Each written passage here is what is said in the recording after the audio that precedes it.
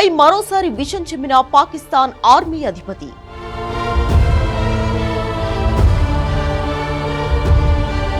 Trump అండతో భారత్ ను target చేస్తున్న ఆసిమ్ మునీర్.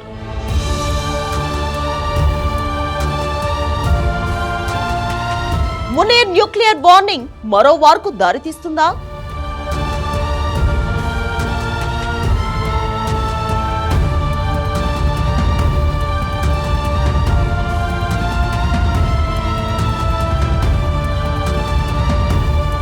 అమెరికా పర్యటనలో ఉన్న పాక్ ఆర్మీ చీఫ్ ఫ్లోరిడాలోని టాంపాలో జరిగిన ఒక కార్యక్రమంలో పిచ్చి ప్రేలాపనలు చేశారు.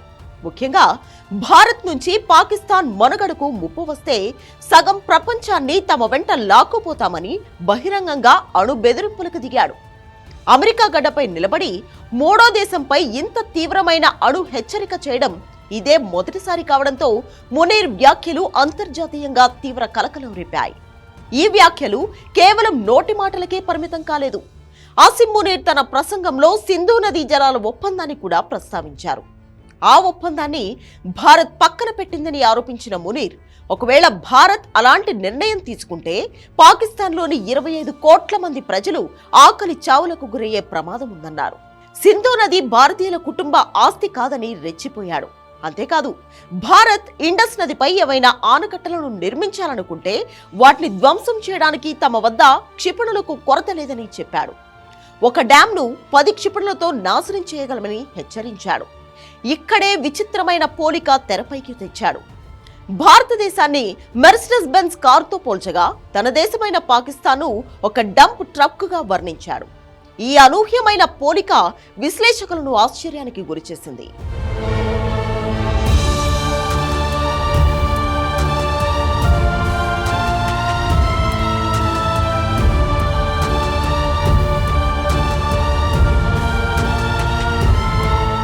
భారత్ ఒక మెర్సిడెస్ లా వేగంగా, సమర్థవంతంగా, సున్నితంగా ప్రయాణిస్తుంది. అది ఆర్థికంగా, సైనిక పరంగా పటిష్టంగా, వ్యవస్థీకృతంగా అభివృద్ధి చెందుతోందని మునీర్ పరోక్షంగా ఒప్పుకున్నాడు. ఇక్కడే పాకిస్తాన్ ఒక డంప్ ట్రక్ లా పనిచేస్తుందని, అది సున్నితంగా ఉండకపోవచ్చు కానీ కష్టమైన పనులను సమర్థవంతంగా పూర్తి చేస్తుందని చెప్పే ప్రయత్నం చేశాడు. ఇలాంటి ట్రక్ వచ్చి మెర్సిడెస్ ను ఢీకొంటే నష్టం ఎక్కువగా ఎవరికి జరుగుతుందో ఊహించుకోవాలనేది మునీర్ పాయింట్. కానీ ఈ వ్యాఖ్యలనే భారతీయులు టార్గెట్ చేశారు. నిజంగానే పాకిస్తాన్ ఓ డంప్ ట్రక్ అని, మెర్సిడెస్ ను ఢీకొనడానికి వచ్చేలోపే అది పూర్తిగా ధ్వంసమైపోతుందని సెటైర్లేస్తున్నారు. అంతేకాదు, ఇండియాపై చేసిన అణు బెదిరింపులను ప్రధాని మోడీ గతంలో చేసిన వ్యాఖ్యల వీడియోతో కార్నర్ చేస్తున్నారు.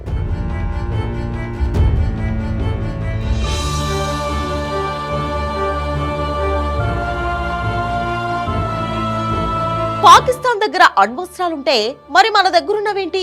దీపావళి టపాసులా? 2019లో మోడీ అడిగిన ప్రశ్నే ఇప్పుడు 145 కోట్ల మంది భారతీయులు కూడా అడుగుతున్నారు. ఆపరేషన్ సింధూర్ సమయంలోనే భారత్తో పోరాడలేక కాళ్లబేరానికి వచ్చిన నిజాన్ని ఆసిమ్ మునీర్ కు గుర్తు చేస్తున్నారు. యుద్ధం జరుగుతున్న సమయంలో బ్యాటిల్ ఫీల్డ్ లో కాకుండా బంకర్లో తలదాచుకున్న విషయాన్ని గుర్తు చేస్తున్నారు.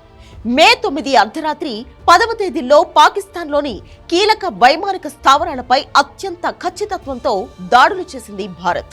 11 ఎయిర్ బేస్లపై పూర్తి స్వదేశీ ఆయుధాలతో ప్రెసిషన్ స్ట్రైక్స్ చేసి దెబ్బతీసింది. వీటిలో ఒక దాడి Pakistan nuclear command control centre ప్రాంగణంలో జరిగినట్లు నివేదికలు వచ్చాయి. పాక్ ప్రధాన బలం అణ్వస్త్రం. ఆ బలంపైనే దాడి చేస్తే దేశ నాశనం తప్పదని పాక్ సైనిక నాయకత్వం వెన్నులో వణుకు పుట్టి కాళ్లబేరానికి వచ్చింది.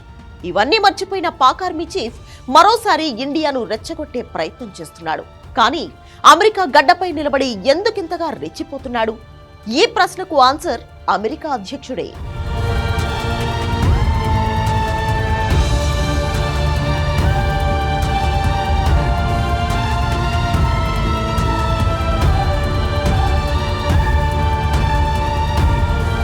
కాల్పుల విరమణలో తనకు క్రెడిట్ దక్కలేదని ఏడుస్తున్న ట్రంప్ ఏదో ఒక రకంగా భారత్ ను టార్గెట్ చేస్తూనే ఉన్నాడు. రష్యాతో చమురు దిగుమతులను అడ్డుపెట్టుకుని భారత్ పై 50% సుంకాలు ప్రకటించాడు. ఇప్పుడు పాకిస్తాన్ కు దగ్గరవుతూ ఆ దేశ ఆర్మీ చీఫ్ తో బహిరంగంగా బెదిరింపులకు తెగబడేలా ప్రోత్సహిస్తున్నాడు. కానీ ఇదే ట్రంప్ చేసే అతిపెద్ద తప్పవుతుంది.